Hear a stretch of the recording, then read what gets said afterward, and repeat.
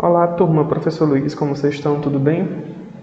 Aula de artes hoje e a gente vai falar um pouco sobre as características do Renascimento, certo?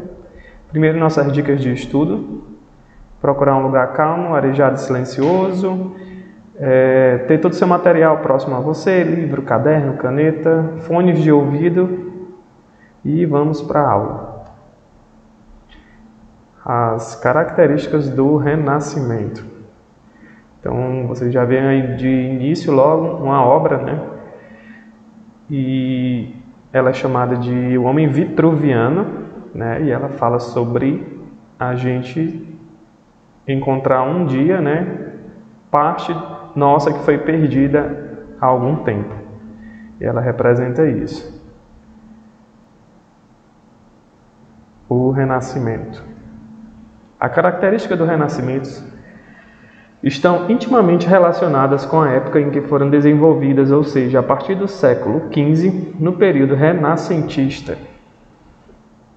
Lembre-se que o Renascimento foi um movimento artístico e filosófico que despontou na Itália no século XV. O surgimento do Renascimento foi importante para pôr fim à Idade Média, dando início à Idade Moderna.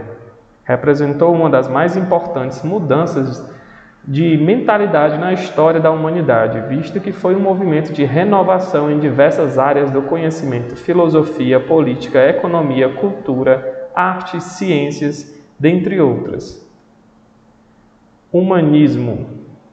O movimento humanista surge como um mote para a valorização do ser humano e da natureza humana, onde o antropocentrismo, homem no centro do mundo, foi sua principal característica. O humanismo foi uma corrente intelectual que destacou na filosofia e nas artes, que desenvolveu o espírito crítico do ser humano. Racionalismo. Ao defender a razão humana, essa corrente filosófica foi importante para desenvolver diversos aspectos do pensamento renascentista, em detrimento à fé medieval. Com ele, o empirismo ou a valorização da experiência foram essenciais para a mudança de mentalidade no período do Renascimento. Note que o racionalismo está intimamente relacionado com a expansão científica, de forma que busca uma explicação para os fatos baseada na ciência. Em outras palavras, a razão é o único caminho para se chegar ao conhecimento. Individualismo. Representou uma das mais importantes características do Renascimento, associadas ao movimento humanista. O homem é colocado em posição central e passa a ser regido, não somente pela Igreja, mas também por suas emoções. Assim, ele torna-se um ser crítico e responsável por suas ações no mundo. Antropocentrismo. Em detrimento do pensamento teocêntrico medieval, onde Deus estava no centro do mundo, o antropocentrismo, homem no centro do mundo, surge para resgatar diversos aspectos do ser humano. A inteligência humana foi corroborada com as diversas descobertas científicas da época. O homem passa a ter uma posição centralizada de destaque. Cientificismo. Numa época de efervescência, o conceito do cientificismo foi de suma importância para mudar a mentalidade do homem e trazer à tona questões sobre o conhecimento do mundo. Destaca-se as descobertas científicas realizadas por Nicolau Copérnico, Galileu Galilei, Johannes Kepler, Andreas Vesalius, Francis Bacon, René Descartes, Leonardo da Vinci e Isaac Newton. Universalismo. Foi desenvolvida sobretudo na educação renascentista, corroborada pelo desenvolvimento do conhecimento humano em diversas áreas do saber. O homem renascentista busca ser um polimata, ou seja, aquele que se especializa em diversas áreas. O maior exemplo da figura polimata do Renascimento foi, sem dúvida, Leonardo da Vinci. Vale ressaltar que, no período renascentista, houve uma expansão de escolas, faculdades e universidades, bem como a inclusão de disciplinas relacionadas às humanidades, línguas, literatura, filosofia, dentre outras. E aqui ficou a nossa atividade.